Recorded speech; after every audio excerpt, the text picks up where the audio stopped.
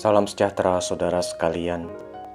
Pada hari ini sesuai bahan renungan Gema, kita akan membaca dan merenungkan firman Tuhan yang terambil dari Yesaya pasal 22, ayat yang ke-13 dan 14 yang berkata demikian. Tetapi lihat, di tengah-tengah mereka ada kegirangan dan sukacita, membantai lembu dan menyembelih domba, makan daging dan minum anggur sambil berseru, marilah kita makan dan minum, sebab besok kita mati. Tetapi Tuhan semesta alam menyatakan diri dan berfirman kepadaku, sungguh kesalahanmu ini tidak akan diampuni sampai kamu mati. Firman Tuhan, Tuhan semesta alam. Bapak, Ibu, Saudara sekalian, pada pasal 22 ini, Allah menyatakan bahwa Dia menegur bangsa Israel dengan sangat keras. Kita dapat mengetahui hal ini misalnya di Yesaya pasal 22 ayat 8, di mana Allah berbicara, Yehuda kehilangan perlindungan. Kemudian di Yesaya 22 ayat yang ke-9, Sang Pencipta itu berkata, retak-retak tembok kota Daud. Allah menegur dengan keras. Allah menghukum umatnya itu karena Israel tidak sepenuh hati dalam menyembah Allah, juga tidak mematuhi firman-Nya. Meskipun demikian, Allah masih mendorong Israel untuk merendahkan diri dan bertobat. Hal ini tertulis di Yesaya pasal 22 ayat yang ke-12.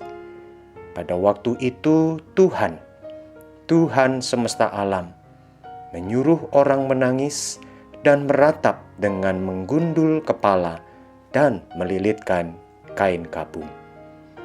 Ya, saudara, Allah menghendaki umatnya bertobat.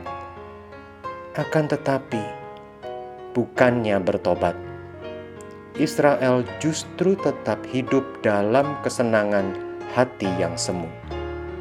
Mereka berpikir masih ada kesempatan untuk bersenang-senang. Maka sekarang ini bergembira rialah, demikian dalam pemikiran mereka. Toh suatu saat kita manusia akan mati.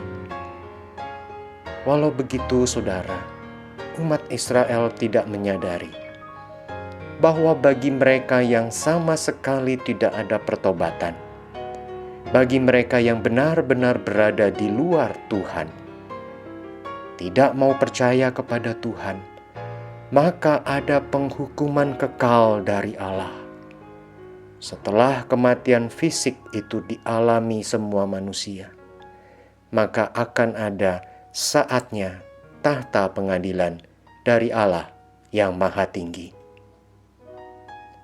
Sekiranya semakin banyak orang yang bertobat dan percaya kepada Tuhan.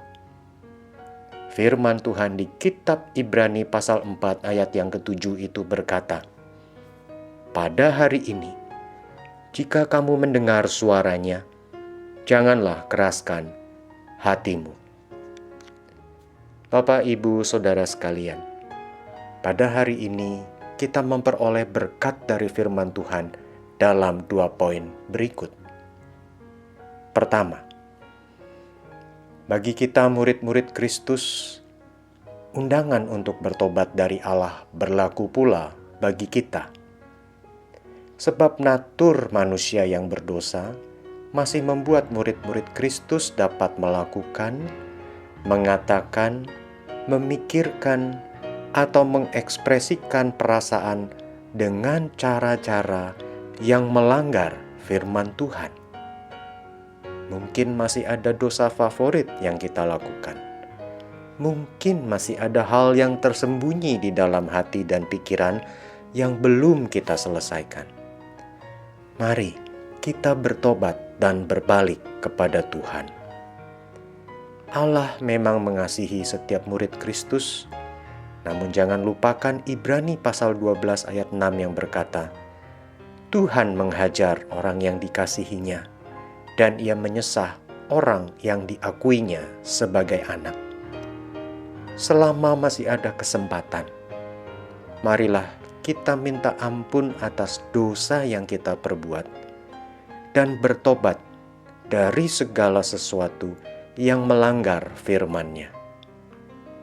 Kedua, di sekitar kita masih banyak orang yang belum percaya kepada Kristus.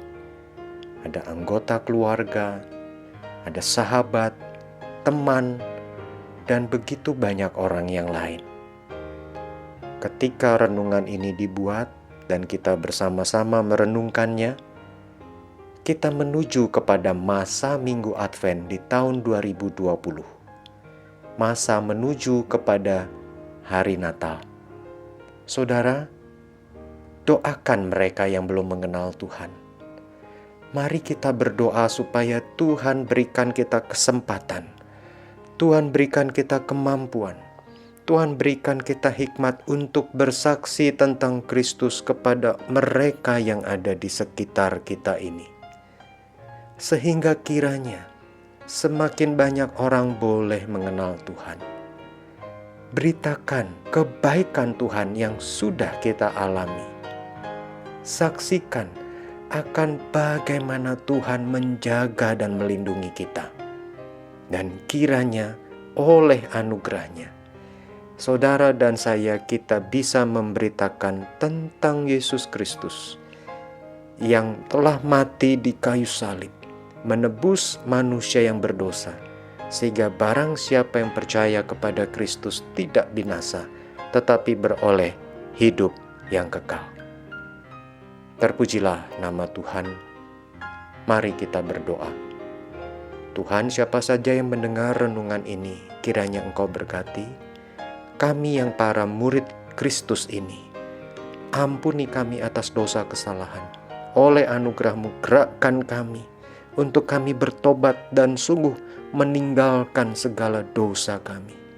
Dan pakailah kami untuk kami dapat memberitakan Injil Kristus. Pertemukanlah kami dengan orang yang tepat.